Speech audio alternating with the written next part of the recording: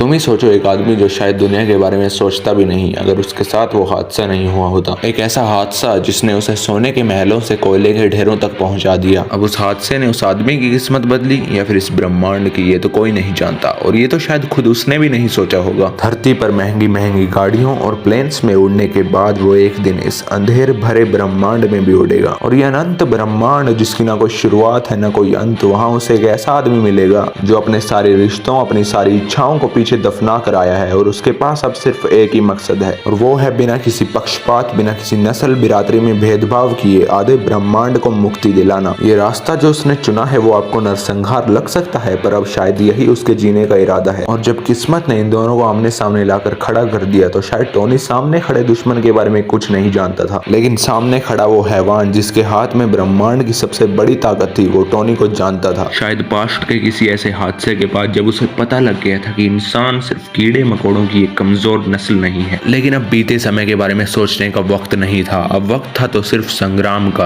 और जब वो संग्राम शुरू हुआ तो कोई किसी का खून बहा रहा था, तो कोई पूरे के पूरे प्लैनेट्स उखाड़ कर एक दूसरे पर फेंक रहा था। दोनों एक दूसरे पर भारी पड़ रहे थे। लग नहीं रहा था कि उन दोनों में से कोई हार मानेगा, लेकिन शायद हम सब अंदर से जानते थे कि जीत किसकी होगी। और शायद हमारी वो सोच अब हकीकत में बदल रही थी। हमारा हीरो कमजोर पड़ रहा था और आखिर वो पल आ गया जब उस बेरहम ने टोनी का खंजर उसी के शरीर के आर पार कर दिया। हमारे हीरो की सांसें जैसे थम सी गई थी। लेकिन शायद थैनोस को अभी भी सुकून नहीं मिला था। वो किसी भी हालत में टोनी को जिंदा नहीं छोड़ना चाहता था और उसने अपने गॉटलेट को आगे बढ़ाया। वो चाहता तो टोनी को सिर्फ एक स्टोन की मदद से खत्म कर सकता था, लेकिन उसने अपने चारों स्टोन्स को एक्टिवेट किया, क्योंकि वो भी जानता था कि अगर आज टोनी जिंदा बच गया तो वो आगे चलकर उसका काल बन सकता है। और शायद नियति को यही मंजूर था। तभी तो एक बार थोर के हाथों मरने के बाद भी उसका और उसकी सेना का अंत आखिरी बार टोनी के हाथों ही हुआ।